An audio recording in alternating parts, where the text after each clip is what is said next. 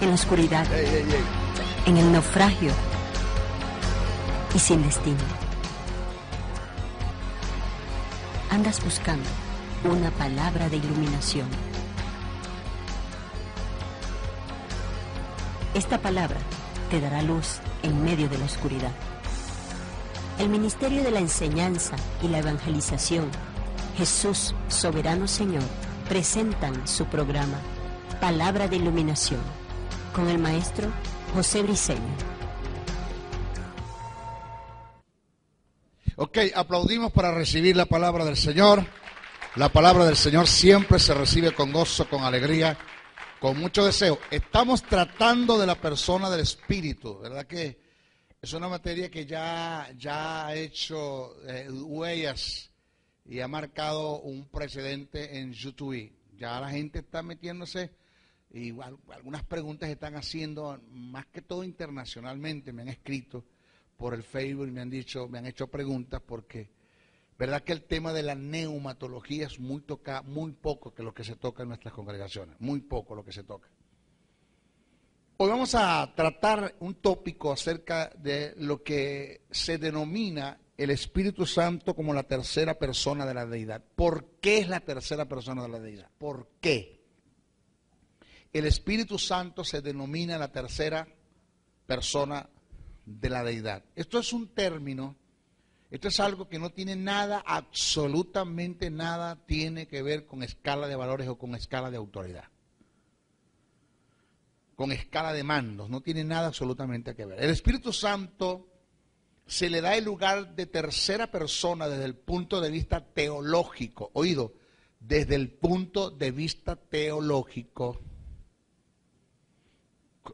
¿Cómo dije? Desde el punto de vista teológico. No es algo que ni siquiera es divino, es inspirado, ni revelado, ni aparece en las Escrituras como lo tal.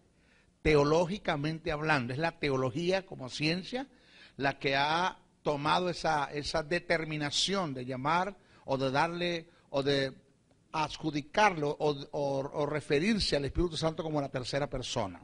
¿Por qué?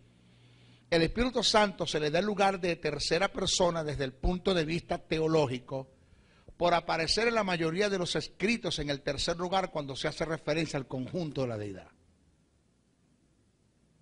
Pero dicha posición no tiene nada que ver con rangos o autoridad. Los tres son Dios.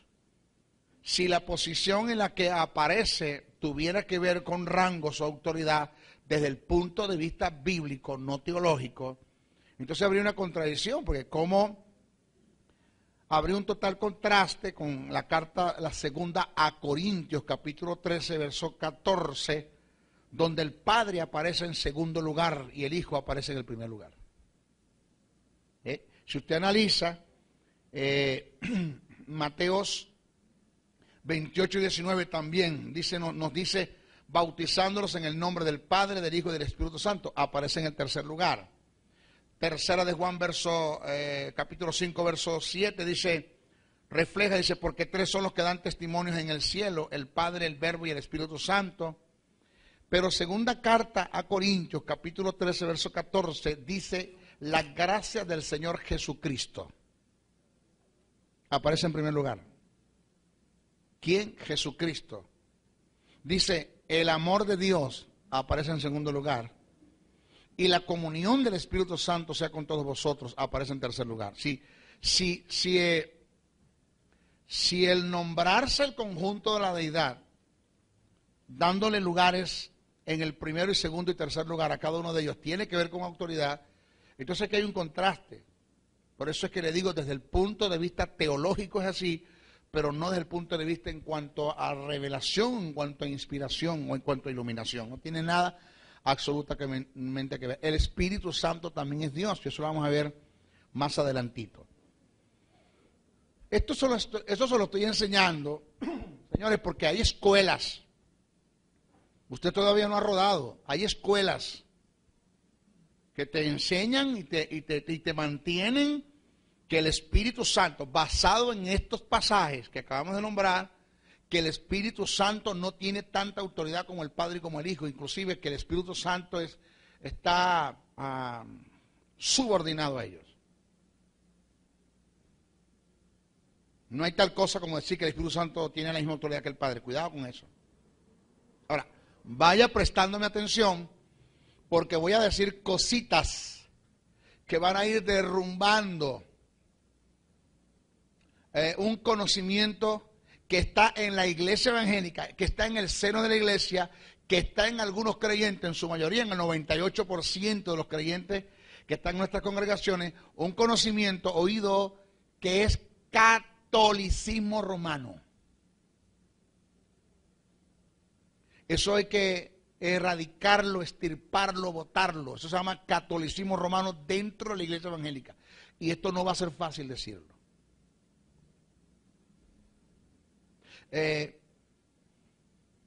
Por decirle, le voy a adelantar algo así, le voy a dar un tips para que usted me agarre y usted vea hasta dónde la iglesia está sumergida en la mentira y en el engaño. Lo dije anoche en la escuela. Esto escandalizó a muchos. A un pastor que estaba sentado presente y un apóstol que estaba sentado presente se le pusieron unas orejas rojas. Se miraron unos con otros así. Después me dijeron, maestro, ¿tú vas a sacar eso por internet? Sí. Alguien tiene que decir esa verdad.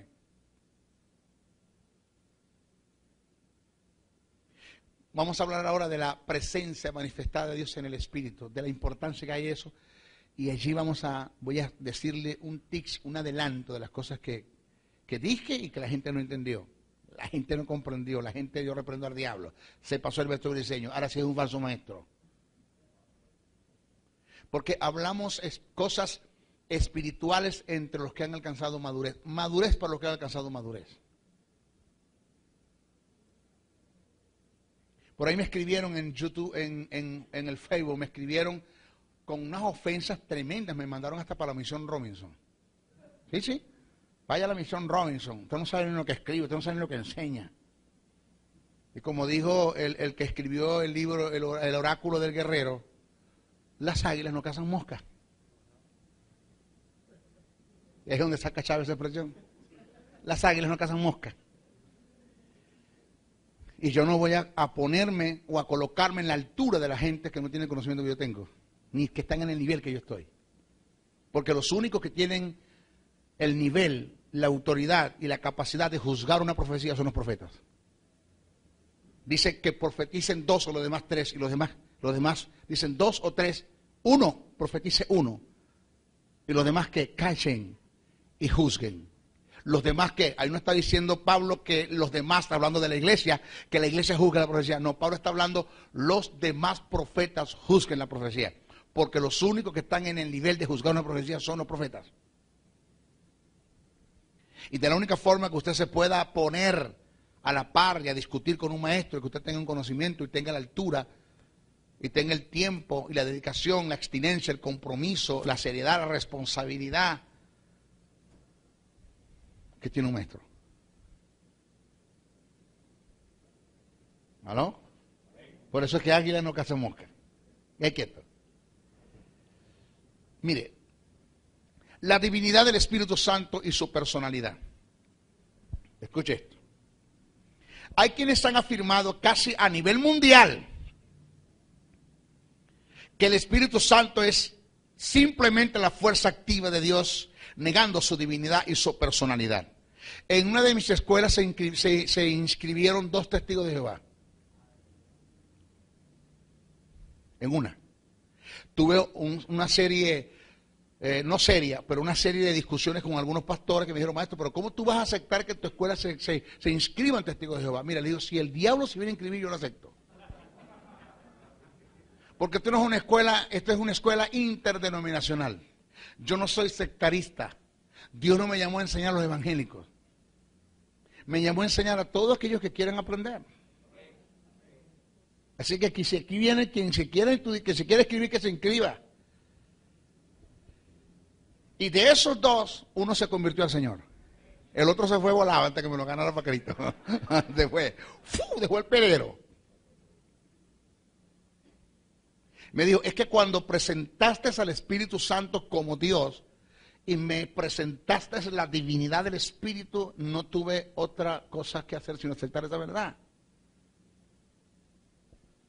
Por eso digo, a nivel mundial, cómo esta organización ya denominada los Testigos de Jehová niegan la divinidad del Espíritu, niegan la personalidad del Espíritu, niegan que el Espíritu Santo sea Dios.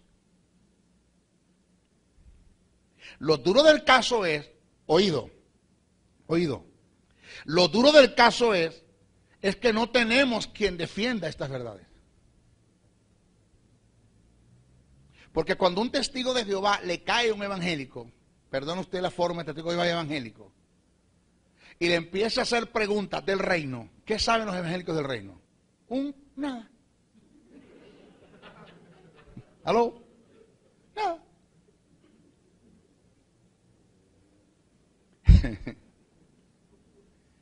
¿Qué saben de la divinidad del Espíritu? Nada. Bueno, yo sé que el Espíritu, pero demuéstramelo por la Biblia, demuéstramelo por la palabra.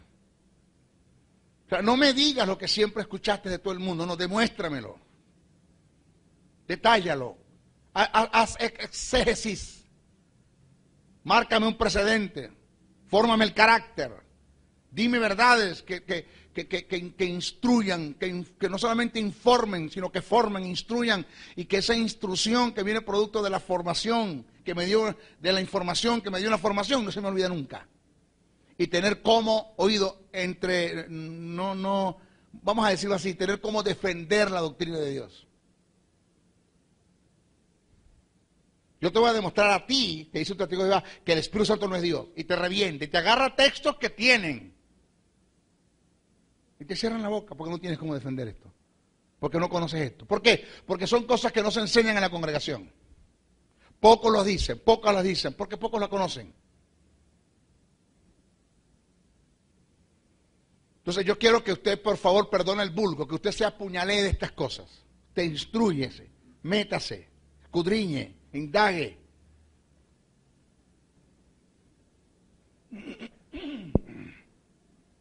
Oído. Hay quienes han afirmado casi a nivel mundial que el Espíritu Santo es simplemente la fuerza activa de Dios, negando su divinidad y su personalidad.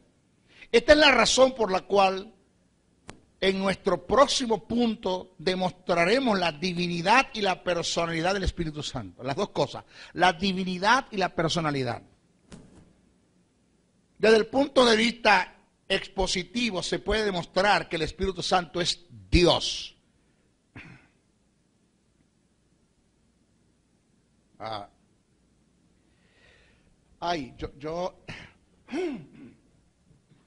¿Será que habrá madurez acá?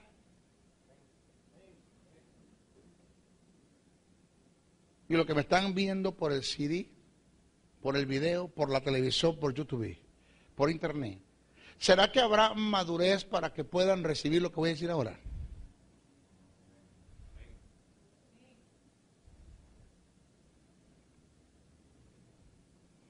No, vamos a dejarlo quieto. ¿Qué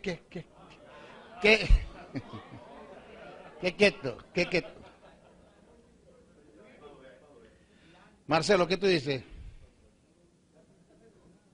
¿Avanzamos? Ok.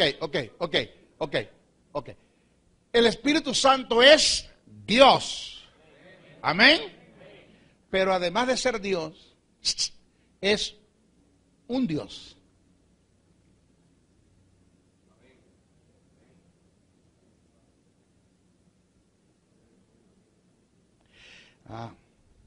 ¿Cuántos Dios tenemos nosotros? Tres.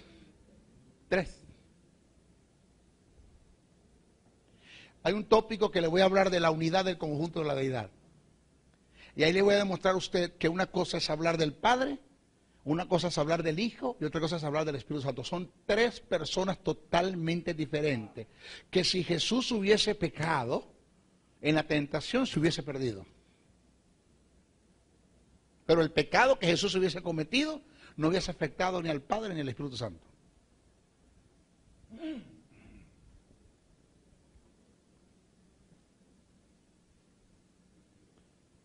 Bueno, no he dicho nada.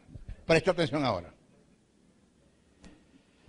En Hechos 5, 3, 4 se narra un acontecimiento que demuestra la divinidad del Espíritu. Se trata del caso de Zafira y Ananías. Cito. Pero cierto hombre llamado Ananías, con Zafira su mujer, vendió una heredad y sustrajo del precio, sabiéndolo también su mujer, trayendo solo una parte, la puso a los pies de los apóstoles. Y dijo Pedro: Ananías,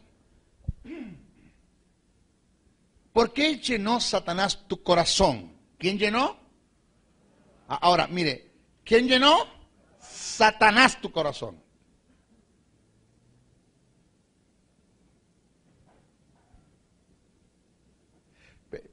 Yo quiero que tú entiendas algo. ¿La heredad de quién era? Le dice Pedro a Ananías y a Zafira. ¿La heredad de quién era? ¿La propiedad de quién era? Tuya. ¿Te dijimos alguno de nosotros los apóstoles que la vendieran? No. ¿Por qué la vendiste? ¿Porque lo quisiste hacer? Sí. 2. Después que la vendiste, ¿de quién era el precio de la heredad? O sea, la plata, el billete, ¿de quién era? Tuyo, seguía siendo tuyo. ¿Te dijimos los apóstoles que los trajeras hasta acá? Ananías, ¿te dijimos los apóstoles que los trajeras?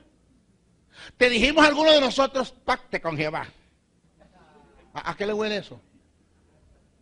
¿Aló? ¿A qué le huele? Ajá. ¿Te dijimos pacta?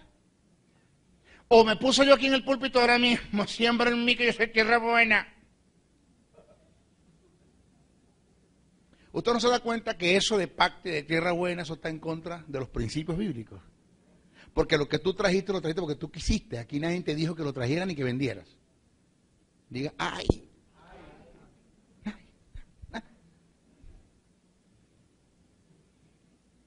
Y le digo una cosa, cuando alguien le diga a usted, siembra en mí que soy tierra buena, mándelo a bañar. Dígale, hermano, búsquese la mascota de Tarzán y la echa en un poco de aceite caliente en una paila. ¿Qué usted me quiere decir? Vaya fría mono, hermano. ¿Por qué? Porque la tierra no le dice al sembrador dónde va a sembrar. Es el sembrador el que escoge la tierra. Imagínate el sembrador que salga a sembrar en poco de tierra y por allá un poco de terreno. ¡Ey, aquí! ¡Ey! Sembrador, aquí ve, tierra abonada. Yo estoy aquí, la tierra gritando. No, yo escojo la tierra. Yo veo si tú eres buena tierra, si tú eres tierra buena, no tierra buena en el sentido que voy a sembrar para esperar recibir. Tierra buena en el sentido si estás trabajando y estás afectando el reino de las tinieblas y estás estableciendo el reino de Dios, voy a sembrar en ti. Eso es tierra buena. 3. Después que vendiste la heredad y sustrajiste y tenías el precio de la heredad, la plata, ¿te dijimos nosotros que sembraras, que trajeras el dinero? No. 4. ¿Te dijimos cuánto ibas a traer? No. 5. ¿No seguía siendo tuya el precio de la heredad? Sí. 6. Te vuelvo a preguntar, ¿te dijimos cuánto tenías que traer? ¿No fuiste tú el que dispusiste la cantidad para traerla a nosotros? Sí. ¿Por qué entonces cuando venías en el camino sustrajiste de la cantidad que propusiste en tu corazón? ¿Por qué sustraes la mitad del valor de la heredad? Todavía yo no he visto, oído, todavía yo no he visto a nadie que haya caído muerto porque adulteró. Pero ¿cómo conozco a 2 que cayeron muertos porque mintieron a la persona del Espíritu? Y usted se cuida de llevarse una mujer para un hotel, eso es bueno. Y usted se cuida de llevarse un chico para un hotel, eso es bueno, pero no se cuida de mentir. que cuando usted le cae mentira a su pastor, usted está mintiendo al Espíritu de Dios. ¿Está aquí la gente? ¿Freddy, está la gente aquí? Que cuando usted promete algo para traer, porque el pastor que tiene el derecho de hacerlo, de recolectar ofrendas, lo puede hacer. Lo que no estoy de acuerdo que venga uno de afuera a hacerlo, a menos que él lo autorice. Pero él sí tiene el derecho de recolectar ofrendas, no de dar sumas, pero sí de recolectar. De ti depende de lo que quiera. O él decir, necesito 10 personas que me traigan 1000 bolívares, que las 10 se levanten a razón de gusto. Pero él no va a señalar. Eso está bien, él lo puede hacer. Pero no levantes la mano prometiendo que vas a traer y no traes nada. Y cuando tienes, no te acuerdas de que prometiste, porque eso es mentir a la persona del Espíritu. Eso es sustraer. Y mira cómo Dios nos enseña. Tan sencillo como esto nos enseña Dios. Termino de comer, restaurante. Propuse en mi corazón de darle 50 bolívares de propina a quien nos está sirviendo. Se portó tan bien, hermano. Muy caballero, muy atento, muy cordial, muy gentil. Y yo propuse en mi corazón darle 50 bolívares. Agarré y puse 2 billetes de a 20 y uno de a 10. Agarré mi celular, me levanté cuando dice así. Yo dije, wow, no es mucho. Créeme que iba a agarrar 30. Y le iba a dejar 20. Cuando los iba a agarrar, me dice el Espíritu, no hagas eso. Porque si propusiste en tu corazón darle 50, no sustraigas nada de lo que propusiste ya. Déjalo, porque vas a marcar un precedente. Lo haces con él, lo haces conmigo. Y vas a caer muerto. ¡Aló!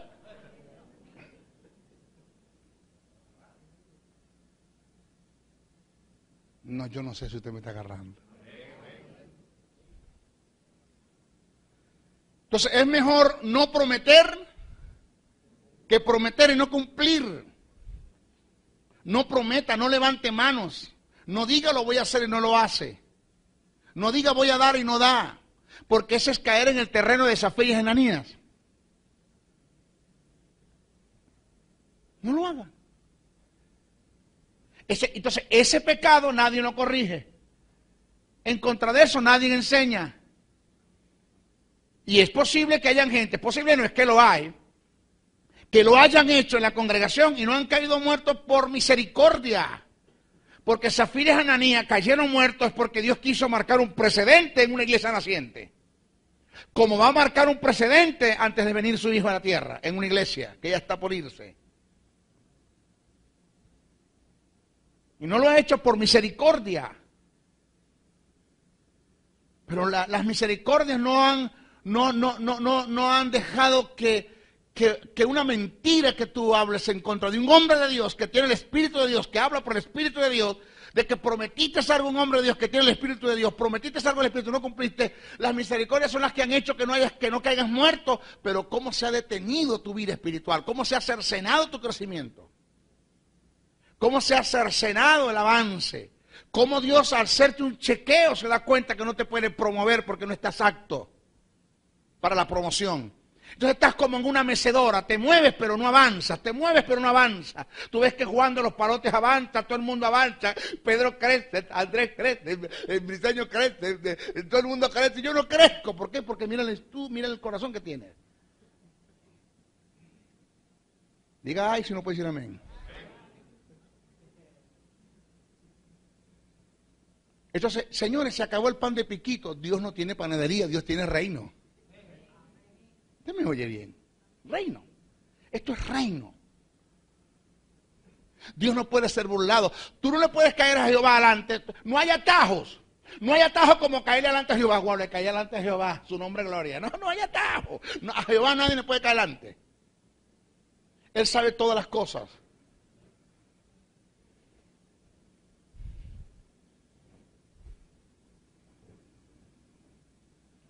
Dice, ¿por qué llenó Satanás tu corazón? ¿Quién lo llenó? Satanás. ¿Quién llena el corazón para sustraer 20 bolívares, 30 bolívares de la propina? Satanás. Marcándote un precedente.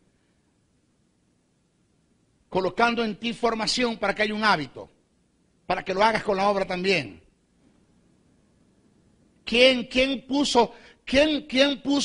llenó el corazón de la gente que prometieron 5 sillas y trajeron 2? O los que prometieron no trajeron nada.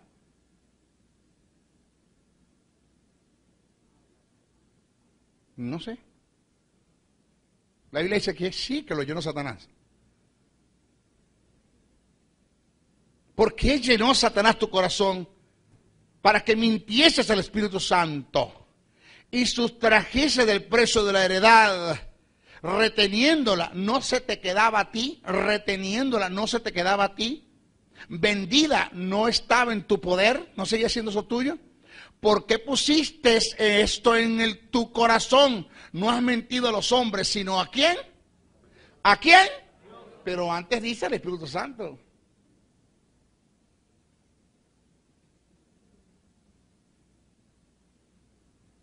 En el verso 3, la mentira tiene relación con el Espíritu Santo. Dice, para que mintieses al Espíritu Santo, mientras que en el verso 4, la mentira es relacionada con Dios. No has mentido a los hombres, sino a Dios, queriendo decir que el Espíritu Santo es Dios. Ahí te tiene un pasaje para demostrar eso. Ahí tiene el primero. Y váyase a la Biblia de los testigos de Jehová. Yo tengo la versión de ellos. Yo soy un estudioso de las Escrituras. Yo debo tener todas las versiones del mundo. Hasta la versión del diablo la tengo yo. Todas las tengo yo.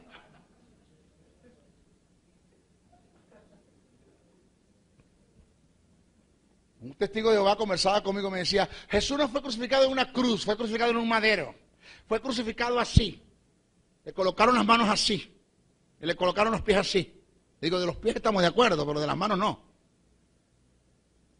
Yo entiendo que Jesús no cargó una cruz, cargó fue el estauron, un madero, que era el madero horizontal que se clavaba con el vertical que estaba en el Gólgota, en el monte del Cráneo, que se llamaba el patibulum. Y clavando el estauron con el patibulum se formaba la cruz. No, eso es mentira, búscame tu Biblia. ¡Tu Biblia! Y la buscó. Y empezó a buscar. Búscame cuando Tomás le dijo a los discípulos, ¿qué le dijo? Cuando era incrédulo, ¿qué le dijo? Léelo, vamos, léemelo. Y empezó a leer, si no viera en sus manos las marcas de los clavos. No dice del clavo. Si hubiese muerto así, le tiran un solo clavo. Pero así le tiraron 2. Y tu Biblia dice los clavos, quiere decir que fueron 2 clavos que le pusieron en la mano. Empezó a mirar, clavo, léelo. ¿Cuándo vas a cualquier cosa para ti ya? ¿Por qué lo sé yo? Porque tengo la versión de ellos.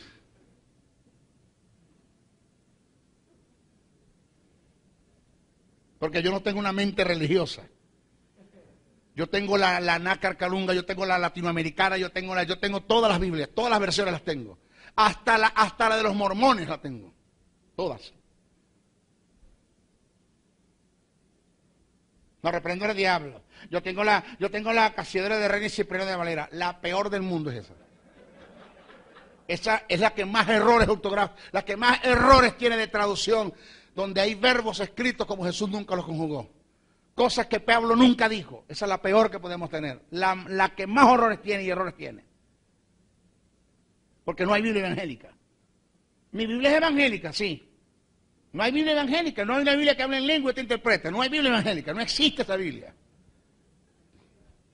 Casiodoro de Reina y Cipriano de Valera eran 2 monjes católicos.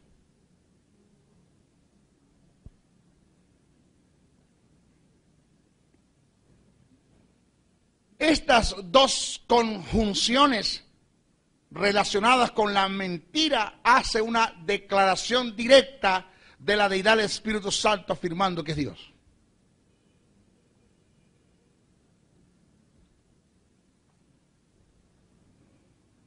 El Espíritu Santo está asociado con Dios Padre, Dios Hijo en el bautismo. Si no fuera Dios, ¿por qué está asociado en el bautismo? Porque tenemos un problema grave. Los testigos de Jehová te niegan la personalidad del Espíritu, te niegan la divinidad del Espíritu y a su vez te niegan la divinidad de Jesús.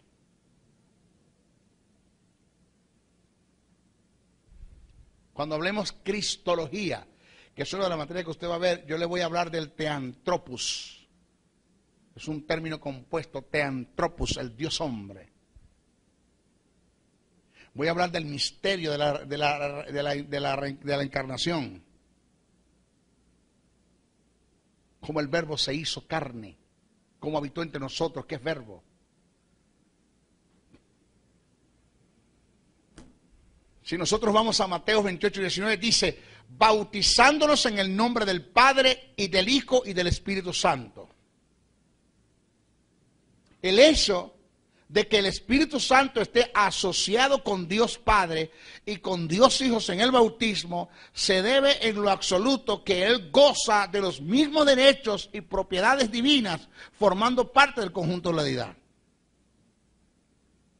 El término nombre que se utilizó en el pasaje del griego es onoma, que tiene que ver que tiene que ver y representa el título y la dignidad de una persona. El término onoma indica autoridad, rango, majestad, poder, excelencia, posición, posesión, lo cual tiene que ver con un señorío como título de grandeza. El hecho de que el Espíritu Santo se le haya asociado con el bautismo y se le hayan adjudicado estas características, están bajo el término onoma, sugiere por sí mismo que el Espíritu Santo es Dios. ¿Por qué? Le voy a explicar eso. El poder del nombre de Jesús no está en decir Jesús. O sea, el nombre de Jesús, el nombre de Jesús, el nombre de Jesús, Jesús. O sea, mientras más Jesús diga, más poder hay. No es eso. El poder no está en las siglas. El poder no está en expresar Jesús. El poder está en que se te haya revelado lo que ese hombre Jesús hizo, obtuvo. ¿Cuál fue su victoria? Y que por causa de su victoria de vencer la muerte, de vencer el Hades, de vencer los principados, de vencer las potestades, de vencer al diablo, se les delegaron autoridades. Se le delegó y se le entregó lo que Adán perdió. Y eso que él obtuvo, que Adán perdió, te lo regresó a ti, te lo dio a ti como herencia. Te hizo hijo de Dios. Somos herederos en Dios y coherederos en Cristo Jesús. ¿Qué es un coheredero? Un coheredero es aquel que hereda lo que heredó el heredador. ¿Quién heredó eso? Cristo. Cristo me lo pasa a mí, yo soy coheredero en Cristo, pero soy heredero en Dios. Entonces, el poder del nombre está en que a mí se me sea revelado qué hizo ese hombre llamado Jesús. En el nombre de Jesús, te echo fuera. ¿Cuál Jesús? El que murió en la cruz. ¿Cuál cruz? ¿Qué hizo Jesús en la cruz? Dice el demonio. ¿Qué hizo Jesús en la cruz? ¿Cuáles fueron los incidentes que se dieron en la cruz del Calvario? Vamos, dígame. Los incidentes, tales como redención, remisión y propiciación. Redención bajo el término agoraxo, agoraxo y lutro. ¿Qué es remisión? ¿Qué es propiciación? ¿Qué es regeneración? ¿Qué es el misterio del cambio? ¿Qué es un mesite? ¿Qué es un sumo pontífice? ¿Qué es un mediador? Ya no sé nada. Entonces, si tú no sabes nada de eso, ¿cómo tú vas a echar fuera un demonio? Porque la gente cree que es decir Jesús, Jesús, Jesús, Jesús, Jesús. No es decir Jesús, es que hizo ese hombre. ¿Qué te delegó por causa de su victoria? El Espíritu Santo, Dios tiene nombres, sí, tiene nombres redentivos y calificativos. Jesús tiene nombre, sí, Jesús. El Espíritu Santo tiene nombre, no. Son propiedades y virtudes, pero no tiene nombre. Entonces, ¿por qué dice bautizándolos en el nombre del Padre, del Hijo y del Espíritu Santo? Porque lo que quiere decir es bautizándolo bajo la autoridad, el rango, la majestad, el poder, la excelencia, la posición y la posesión, el señorío del Padre, el señorío del Hijo y el señorío del Espíritu Santo. Es lo que quiere decir el texto.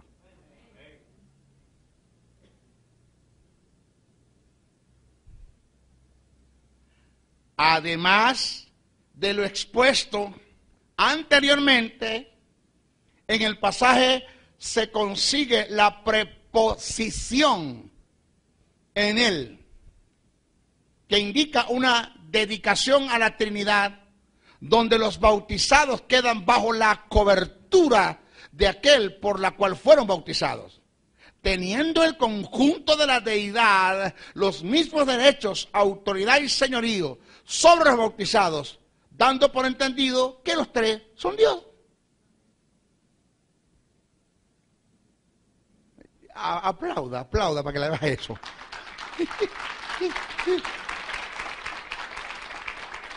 Yo quiero que esto lo agarre y te metas en esto, porque esto hay que defenderlo.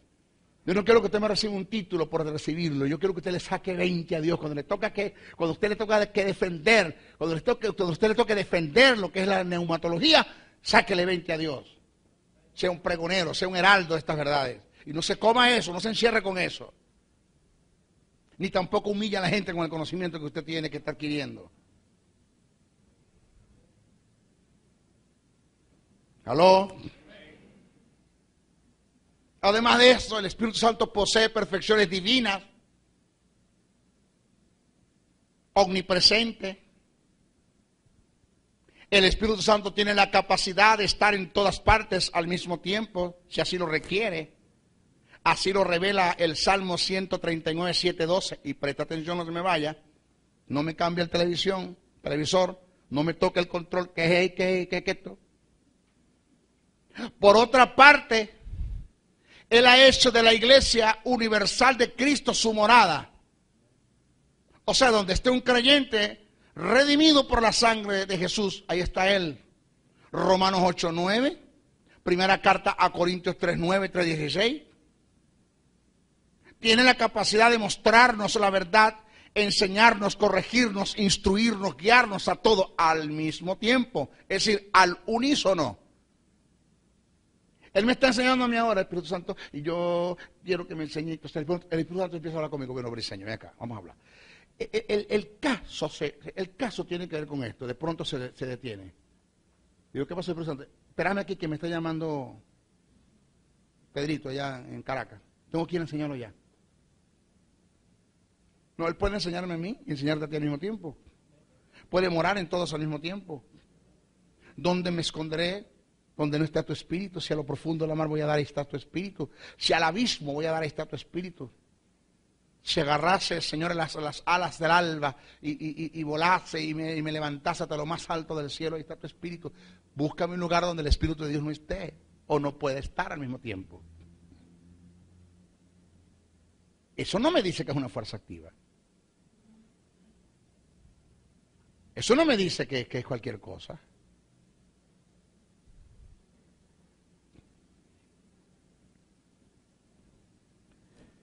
¿Aló? Puede ir al infierno sin dejar de estar en el cielo. El Salmo 139, 12 dice, refiriéndose al Espíritu, los mismos te son las tinieblas que la luz.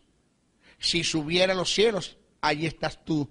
Y si en el Seol hiciere mi estrado, he aquí, allí tú estás. Ahora mire, esto es lo que le voy a decir. Ay, mamá. Esto es lo que le dije ahora que le iba a decir un tics. Agárrese. Vamos a hablar de la presencia de Dios en el Espíritu. Freddy, agarra esto. Tony, agarra esto. Si ellos no me entienden, pero ustedes no me entienden, yo no perdí la noche. Presta atención. Es que esto es importantísimo. Esto es falsa doctrina para muchos religiosos. La omnipresencia de Dios no tiene nada que ver con la presencia manifestada de Dios. Por igual la de Cristo y la del Espíritu Santo. Para entender esto debemos hacer un análisis de lo que es la omnipresencia de Dios en su más amplio sentido. La omnipresencia de Dios no es aquello que obliga a Dios a estar en todas partes aunque Él no quiera estar. No, Dios es omnipresente, Dios está en todas partes. No. Omnipresencia no es que Dios está en todas partes. La omnipresencia es que Dios tiene la habilidad de estar en todas partes cuando Él quiera. Pero si hay lugares donde Dios no quiere estar, no está. Tú vas a obligar a Dios a pagar plantón en el infierno. ¿Qué va a hacer Dios allá? Cuando llegas al infierno, ¿qué haces aquí, Jehová? No, yo soy Jehová y yo soy omnipresente, tengo que estar aquí pagando plantón. No, Dios si no quiere estar en el infierno, no está. Dios le dijo a Moisés, mi presencia será de ti. Ya está, punto. Enviaré un ángel, yo no voy a estar contigo. Indica que se da la posibilidad de que existan lugares donde Dios no esté, sin negar su omnipresencia. Es decir, Dios está donde Él quiere estar, y esto no niega su virtud de ser omnipresente. Ahora, presta atención. Esto que se da en Dios en relación a su omnipresencia se da en Cristo, acto que no se puede dar en el Espíritu. Aquí viene el tics. ¿Cómo? No se puede dar en el Espíritu. La presencia corporal del Espíritu en la iglesia como su morada obliga al Espíritu a estar aún donde Él no quiere estar. Por la sencilla razón que donde haya un creyente, independientemente en la situación en la que se encuentra, y está el Espíritu de Dios con él. Tú vas a entrar a un lugar de esos que hacen strip o stripper o lo que hagan, un burdel, porque estás descarriado, estás en el inmundo, estás comiendo garreba. Porque antes como que estabas en la luna, ¿no? ¿Dónde estabas? Y cuando vas a entrar al lugar, el Espíritu Santo dice, ya va, espérate, yo aquí no puedo entrar. Ah, ¿qué? No, voy a esperar, yo te espero aquí afuera. Él entra. Él no le queda otra cosa que entrar, él no puede salir de ti. ¿Cómo, maestro? Jamás. No hay tal cosa como decir que cuando te descarrea el Espíritu Santo se va de ti y entra un demonio.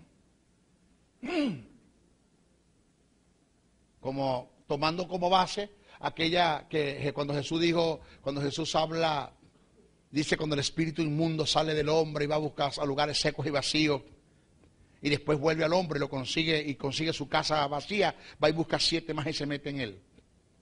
Jesús no está hablando de la iglesia, no está hablando de los evangélicos, no está hablando del creyente, cuando eso no existía la iglesia.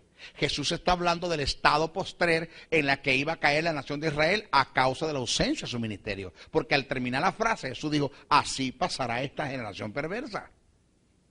Lo que pasa es que los evangélicos leen la Biblia como un libro de Condorito, no estudian, no respetan la relación de pensamiento.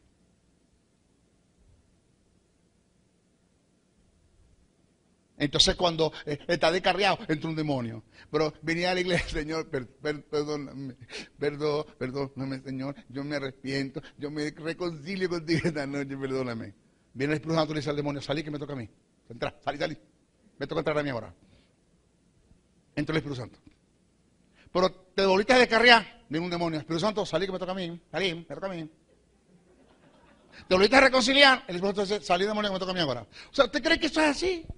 Un quita y un pone, donde el demonio sale cuando te reconcilia y el espíritu entra, y donde el espíritu sale cuando te descarría el demonio entra. No, estés donde estés, el Espíritu Santo hace la obra de preservación, Él nunca nos olvida. Oído, y nunca sale de nosotros. Oído, todo lo que Dios hizo con Jesús en la cruz, lo hizo para no hacerlo contigo. Puso el pecado sobre Jesús para no ponerlo sobre ti. Puso la maldición sobre Jesús para no maldecirte a ti. Puso la enfermedad sobre Jesús para no enfermarte a ti. Abandonó a Cristo en la cruz del Calvario para nunca abandonarte a ti a la base del Señor. Y eso hay que entenderlo. Eso se llama la obra de preservación del Espíritu. El Espíritu Santo tuvo que salir de Jesús cuando Dios puso el pecado sobre él. El estado de pecado tuvo que salir de Jesús, no podía quedarse allá. Pero ya tú no tienes el estado de pecado. Cuando tú pecas no te hace un pecador. Eso no te hace a ti un pecador. Cuando tú pecas no te hace pecador, te hace una persona que pecó. Nosotros pecamos pero no somos pecadores.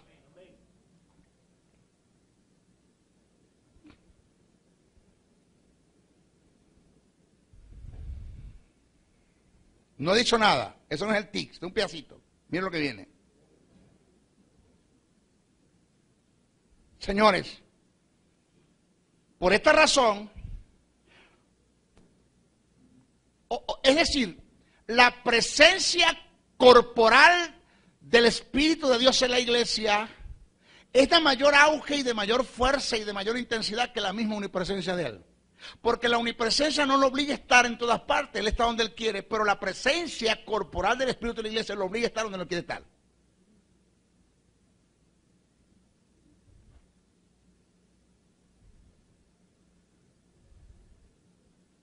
Allá, lo que me está viendo por la televisión.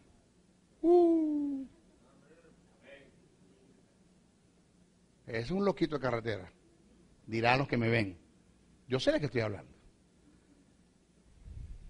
Si por lo que dije soy un loco de carretera, por lo que voy a decir soy un loco de autopista entonces. Porque ahora, mira lo que viene ahora, no he dicho nada. Por esta razón, hay que hacer una diferencia entre lo que es la omnipresencia del Espíritu, la presencia corporal del Espíritu en la iglesia, como su morada, oído, y la presencia manifestada del Espíritu en la vida de un creyente. Uno, la omnipresencia del Espíritu de Dios. Dos, la presencia corporal del Espíritu de Dios en la iglesia. Y tres, la presencia manifestada de Dios, del Espíritu de Dios en la iglesia. ¿Qué es donde nos hemos quedado? ¿Qué es donde nos hemos quedado?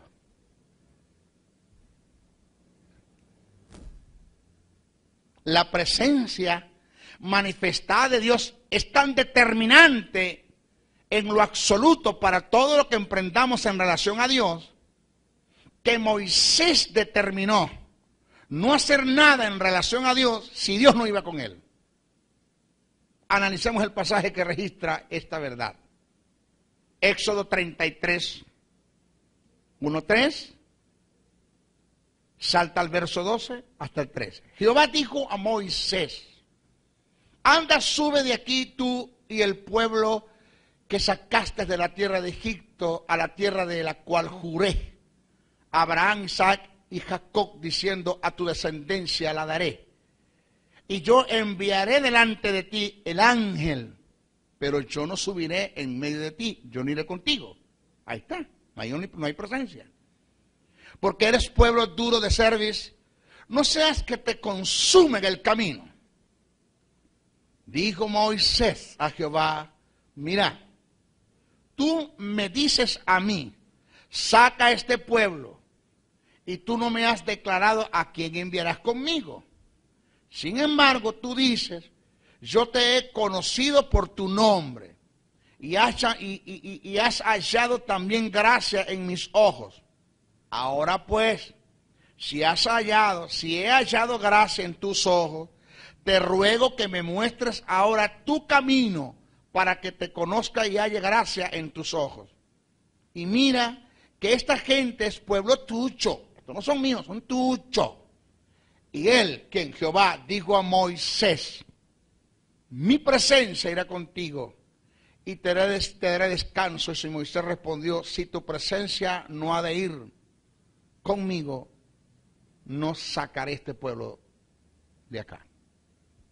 Aquí nadie levante carpas si Jehová no va. Si Jehová va, vamos. Es que te voy a enviar un ángel, no me conformo con el ángel. Si tú no vas, aquí nadie se mueve. Tommy Chini, en una ocasión le dijo a Dios en su oración muy atrevida, pero que trajo resultados positivos. Él le dijo: Señor, poco me importa que tu espíritu esté aquí si no se hace manifiesto acá. Si no se hace manifiesto aquí.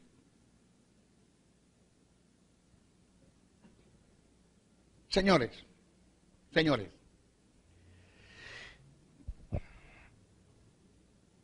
¿qué hacemos nosotros? ¿De qué nos sirve el Espíritu Santo de Dios en nosotros si no puede solucionar los problemas dentro de nosotros? ¿De qué sirve el Espíritu Santo como morada en nosotros si no puede hacer el trabajo, la guía, la dirección, la instrucción? Si no puede, ni siquiera el Espíritu Santo puede mantener un matrimonio dentro de la iglesia. Estadísticamente, el mayor índice de divorcio entre lo que se conoce las instituciones cristianas, mundialmente hablando, el mayor índice de matrimonio se está dando entre la iglesia evangélica. La iglesia que tiene el Espíritu de Dios. Y ese espíritu no puede sostener un matrimonio. Porque no puedo entender cómo dos personas que, aunque tengan diferentes caracteres, quizás diferentes formas de pensar, pero tienen el Espíritu de Dios y que ese Espíritu les puede enseñar a moverse en el fruto y que ese fruto, el fruto del Espíritu, amor, gozo, paz, paciencia, unidad, bondad, fe, mansedumbre, templanza, los puede llevar a la solidez de la unidad. Pero ¿por qué cada quien agarra por su lado? ¿Por qué los ciegos siguen siendo ciegos, los sordos siguen siendo sordos, los mudos siguen siendo mudos? ¿Por qué los muertos no resucitan? ¿Por qué no se convence de pecado a la gente en nuestras predicaciones? ¿Por qué tenemos que subastar el Evangelio? Subastar a Cristo.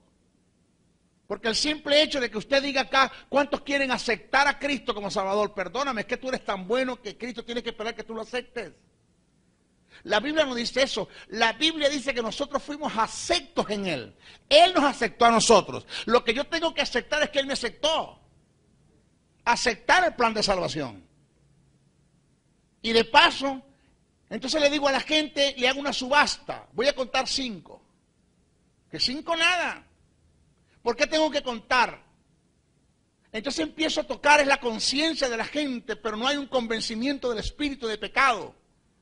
Y empiezo a codear a la gente, a decirle, anda, entregate, me dijiste que venía, porque te ibas a meter evangélico, anda. Entonces tanta la obstinación que si no pasa el hombre le revienta las costillas y entonces el hombre tiene que pasar. Pero no hay convencimiento de pecado. Lo otro que hace que la gente pase al púlpito es el mensaje de intimidación, de manipulación y de control, donde te presentan a un Dios ogro, a un Dios maldito, a un desgraciado, que manda fuego del cielo, que consume a la gente, que manda cánceres, que quita casa, que quita hijos. Y la gente pasa asustada, amedrentada, asustada, pero cuando pierden el temor de Dios se van de la congregación, porque no hubo convencimiento del Espíritu. ¿Por qué? Porque quienes tenemos predicando no conocen ni siquiera con todo y que tienen al Espíritu, no conocen a la persona del Espíritu. Como hay gente, como un Jonathan Edwards, Smith Wigglesworth, el apóstol de la fe, Juan Wesley, que llegaban a sitios públicos y sin predicar la gente empezaba a llorar. Y un día se acercó Jonathan Edwards a uno de los que estaban llorando y le dijo, ¿usted por qué llora? Y la persona le respondió, porque usted tiene algo que nos redarguye de pecado.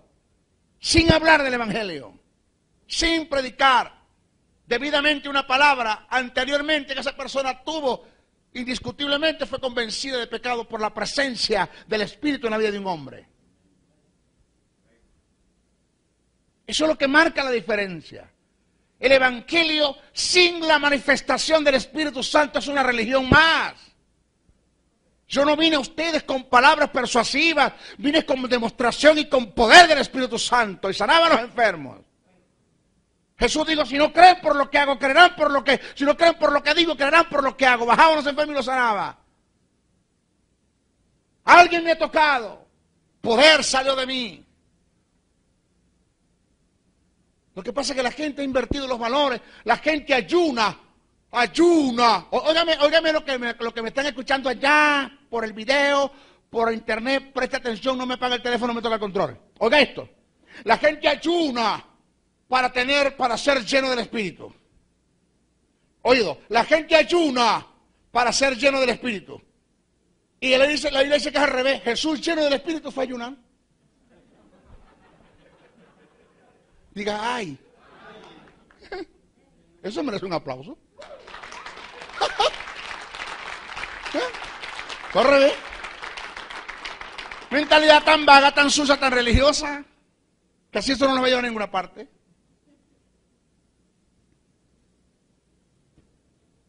¿De qué necesitamos? De la presencia. Ahora, yo no sé cómo usted... Yo no sé cómo va a caer esto. Presta atención, señores, que yo estoy hablando serio. Yo no sé hasta dónde Dios me va a llevar. Yo no sé cuál es el camino que me espera. Yo no sé. Pero mire esto que le voy a decir, preste atención. La presencia del Espíritu de Dios manifestada en nuestra congregación es tan determinante para lograr, para tener logros, para tener éxito, para llevar a cabo el plan de Dios, el propósito, es tan determinante que a causa de Dios, en relación a Dios y a su presencia manifestada, ni el pecado en la vida de un hombre detiene la manifestación del Espíritu. Ni el pecado.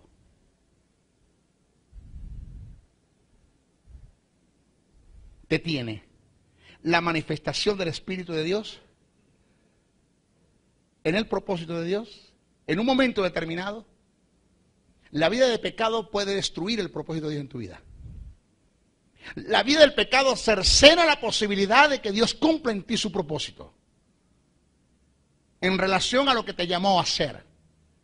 La vida de pecado es lo que puede hacer que no alcances la visión porque no hay misión, porque no hay dirección, porque vives en la carne. Porque no puedes sintonizar el Espíritu en AM cuando Él está en FM. No puedes sintonizar el Espíritu en el Espíritu cuando tú estás en la carne, sensual, almático. Eso lo entiendo. Eso lo entiendo. O sea que vivir en santidad, maestro, es un principio sine qua non para ser dirigido y guiado, instruido por el Espíritu, para que Dios logre por el Espíritu en mí hacer su propósito, alcanzar sus metas, sus proyectos, y yo ser un hombre de éxito en la vida. Sí, claro que sí.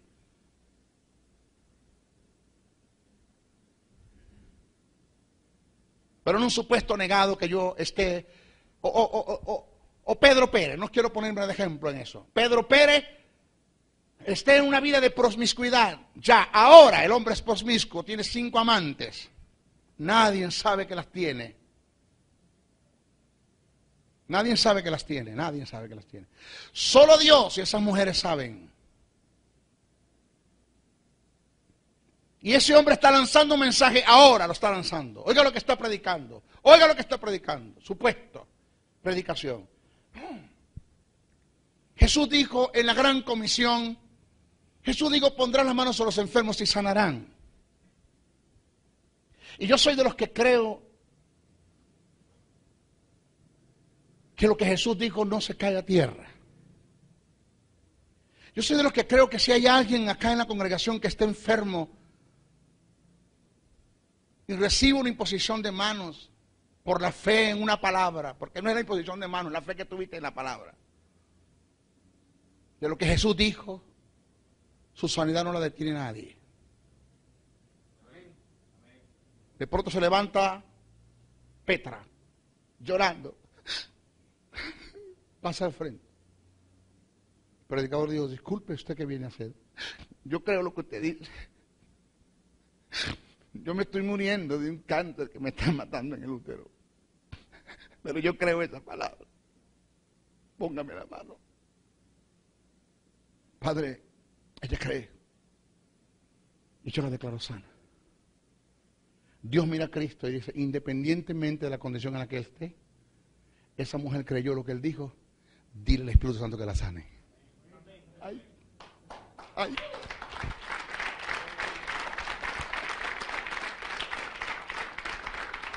Ella no tiene culpa de la condición en la que él esté. Ella creyó la palabra. Ella creyó lo que Él dijo. Ella tuvo fe. Y vamos a honrar la fe de esa mujer independientemente de la condición de quien lo está haciendo. El instrumento que yo voy a usar.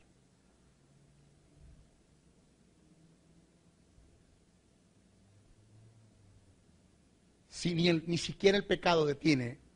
Si ni siquiera el pecado detiene la manifestación del Espíritu, en un momento determinado, estamos hablando de casos fortuitos, si ni siquiera el pecado detiene la manifestación del Espíritu Santo de una persona, ¿cómo será si esa persona se entrega, se consagra y se aparta para Dios? No lo detiene nadie. Porque Sansón tuvo toda una noche con una ramera, toda una noche. Y en la madrugada dice la Biblia que los rodearon los filisteos. Y dice muerte para Sansón. Y Sansón escuchó. ¿Y sabe qué estaba haciendo con la ramera? Usted sabe, no estaba rezando en el rosario. Usted sabe lo que estaba haciendo con la ramera. Dice que en el momento Sansón se despertó, después de haber tenido relaciones promiscuas con una mujer ramera, dice la Biblia que el Espíritu de Jehová vino sobre él. ¿Aló, están acá? ¿Qué quiere decir, maestro? ¿Que no importa pecar? ¿Yo he dicho eso? ¿No he dicho eso? Eso yo no lo he dicho. Si usted va a agarrar el mensaje para libertinaje, ese es su problema. Porque ¿sabe qué? Dios no puede ser burlado. Y esa vida de pecado que tú estás llevando, que estás entrando en un terreno de libertinaje, ya hasta el punto que premeditas el pecado. Haces planes para pecar. La misma palabra que estás predicando se va a convertir en un cuchillo que va a venir en contra de ti y te va a apuñalar con la verdad. Y cuando seas confrontado con la verdad, vas a ser juzgado por esa verdad.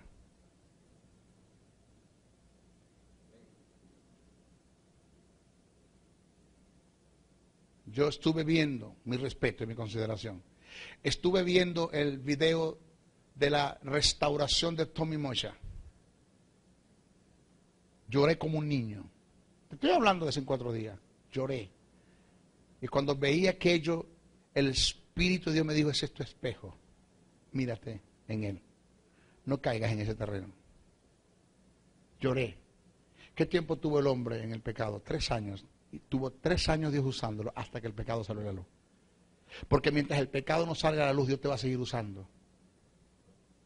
Cuando el pecado salga a la luz, Dios va a dejar de usarte, no por ineficacia de Él, sino porque Dios sabe que jamás el pueblo va a creer en ti, o Dios no va a poder desarrollar en ti su obra en medio de un pueblo que no va a creer en ti por tu testimonio. Jimmy Swaggart tuvo 10 años en pecado. 10 años. Y por 10 años estuvo predicando. Por 10 años desataba una unción en la predicación que daba. Por 10 años. Yo cuando escuchaba a ese hombre predicando me daban ganas de descarriarme el sábado para reconciliarme el domingo. De la unción que ese hombre desataba cuando predicaba.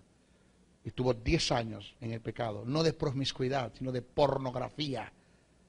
Donde él le pagaba a mujeres para que se acostaran, hicieran sus orgías, que la palabra orgía tiene que ver con todo acto ilícito delante de Dios, producto en medio de la embriaguez.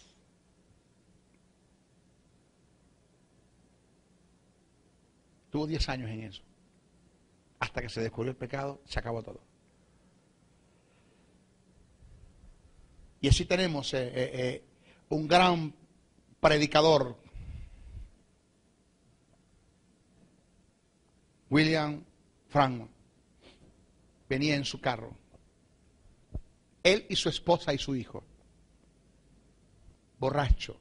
De paso, lo que produce el accidente es el estado de embriaguez que el hombre traía. Muy alto. Se le mete de frente un carro. La esposa muere al instante. Al instante muere. Su hijo queda herido atrás en el cojín y se logró levantar, papi. Y él boqueando, reventado por dentro, tosiendo, allí. Eso lo cuenta su hijo. Él decía, hijo, ¿cómo está tu madre? Papi está muerta. Mami se murió, papi. Papi. Hijo. Hijo. ¿Qué, papi? Agárrame la mano. Tómame la mano. Papi, ¿para qué? Tómame la mano. Pónmela sobre el cadáver de tu madre. Agarra la mano. Oh, mira, ahora, hijo, en el nombre de Jesús, resucita. Despertó la mujer. Él murió. Borracho. Un predicador iba a una isla a predicar, o a una tribu, aldea a predicar, y solamente había un solo hombre que entendía su lenguaje y entendía el lenguaje de la tribu, uno solo. A él utilizaba Dios él para predicar el evangelio. Y un día llegó a predicar y el hombre estaba borracho, con una especie de bebidas que ellos hacían en esa tribu, borracho, sumamente pero borracho. El predicador, ¿dónde está el traductor? Está borracho. Y fue y lo buscó y se lo trajo. Y le metió la mano por acá y agarró su mano y se la metió por el cuello y dijo, traduce. La Biblia dice que el Señor Jesucristo, después dijo, ¿cuánto quieren aceptar al Señor? Y se pasó a la tribu a arrepentirse a Cristo. Pero el traductor era un borracho. ¿Cómo usted llama eso? La unción. ¿Usted se da cuenta lo importante que es la presencia de Dios en el Espíritu manifestada en la iglesia? Ahora, ¿por qué no lo hay? Porque no hay conciencia ni de costo, ni de valor, que eso lo vamos a decir en nuestra próxima clase, y como no hay conciencia de costo y de valor, pues no se paga el precio. Tremendo. Tremendo. ¿Sabe cuál es el deseo de Dios? Que cuando tú llegues a tu casa y cualquiera persona que vaya contigo a tu casa pueda ver, sentir, percibir la atmósfera y la presencia del Espíritu de Dios en tu casa. Que la gente cuando quiera ir a tu casa no se quieran ir. Que la gente cuando visite la iglesia que tú pastoreas no quieran dejarse de congregar por la presencia del Espíritu manifestada. Tenemos la omnipresencia del Espíritu, tenemos la presencia corporal del Espíritu en la iglesia y tenemos la presencia manifestada de Dios por el Espíritu en un creyente. Esta es la que necesitamos. Las dos son buenas, pero esta la necesitamos con más urgencia. Amén. Bendiciones, bendiciones, bendiciones.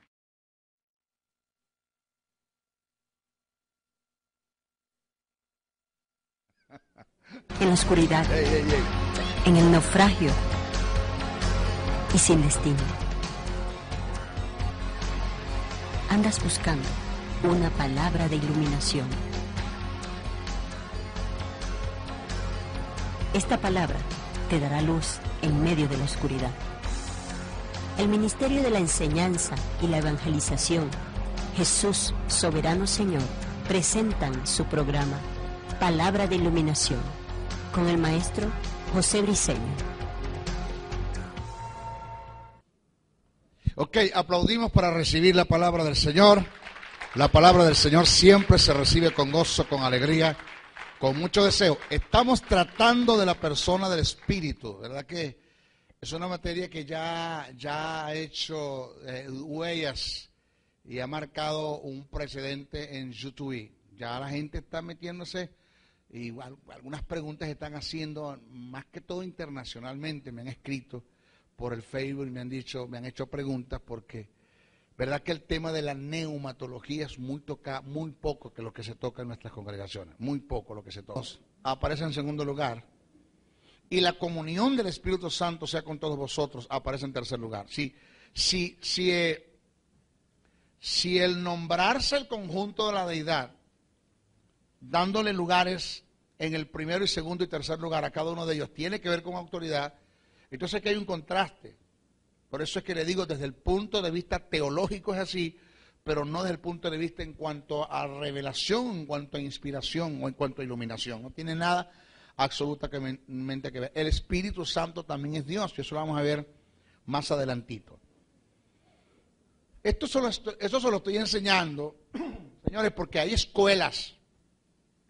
Usted todavía no ha rodado. Hay escuelas que te enseñan y te mantienen que el Espíritu Santo, basado en estos pasajes que acabamos de nombrar, que el Espíritu Santo no tiene tanta autoridad como el Padre y como el Hijo, inclusive que el Espíritu Santo está subordinado a ellos.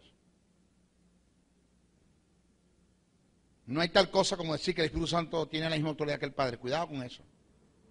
Ahora, vaya prestándome atención, porque voy a decir cositas que van a ir derrumbando un conocimiento que está en la iglesia evangélica, que está en el seno de la iglesia, que está en algunos creyentes, en su mayoría, en el 98% de los creyentes que están en nuestras congregaciones, un conocimiento oído que es catolicismo romano. Eso hay que erradicarlo, extirparlo, botarlo. Eso se llama catolicismo romano dentro de la iglesia evangélica. Y esto no va a ser fácil decirlo.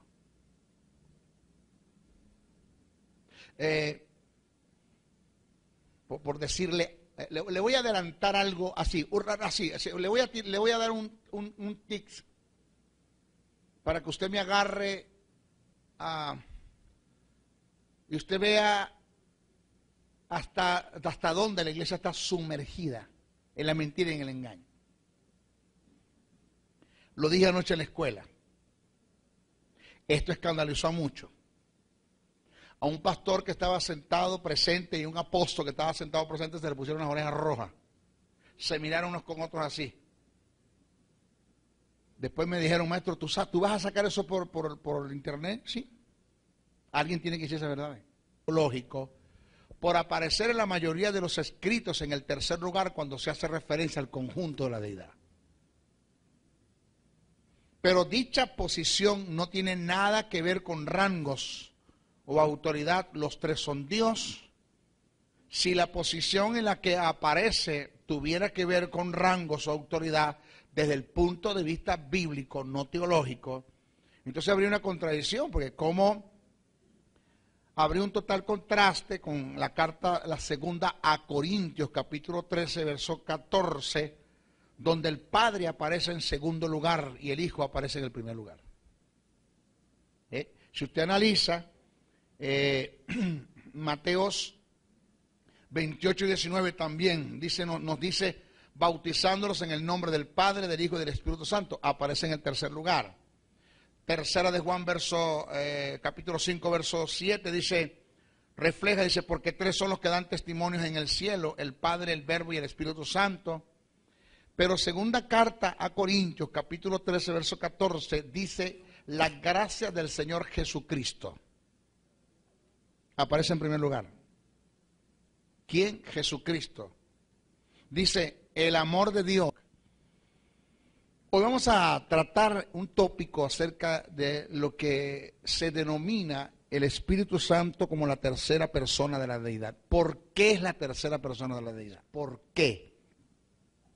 El Espíritu Santo se denomina la tercera persona de la deidad. Esto es un término, esto es algo que no tiene nada, absolutamente nada tiene que ver con escala de valores o con escala de autoridad.